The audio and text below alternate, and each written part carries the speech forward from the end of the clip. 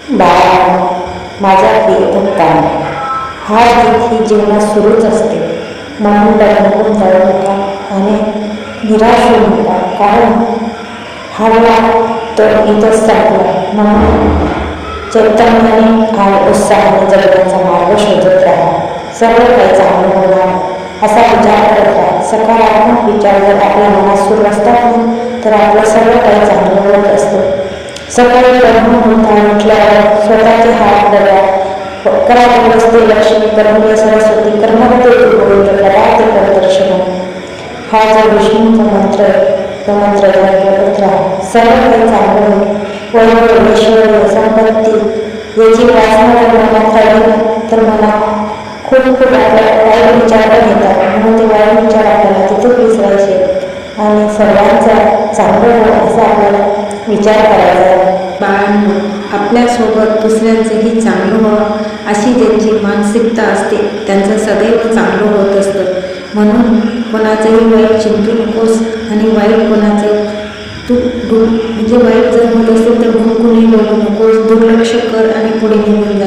बघ, तुला पुढे लगेच तुझं चांगलं असा निरोप येईल, असं तुम्हाला आनंदाची बातमी मिळेल की तुला असं चांगलं झालं. कारण की यातच सार आहे आणि यातच जगण्याचा आपल्याला विस्तार करायचा आहे. कारण की हा विस्तार आपल्या आयुष्याचा जो रस्ता चुकलेला असतो तो सरळ येण्याचा मार्ग असतो. बाळांनो, आपण जर दुसऱ्यांचं वाईट बोलतो ना, तर शब्दांनी आपण दुसऱ्याला फसवू शकतो, पण नशिबाला नाही, कर्माला नाही. कारण की कर्म बघत असते आणि ह्या कर्माचा हिशोब आपल्याला ह्याच जन्मात द्यायचा असतो.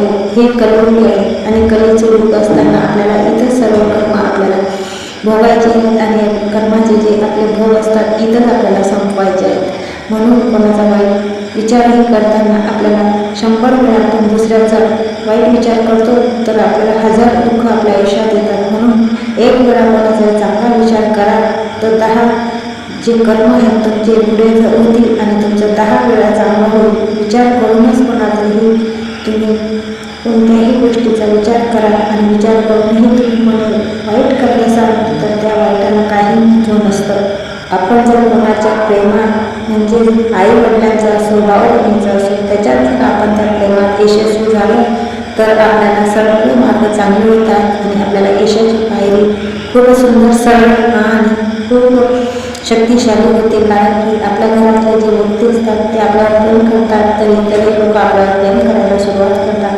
म्हणून सांगतो बाळांनो, कोणाचं वाईट चिंतू नको, बोलू नको आणि सदैव आनंदाचे क्षण आहेत ते जगायला सुरुवात करू नको. मी सदैव तुझ्या पाठीशी आहे.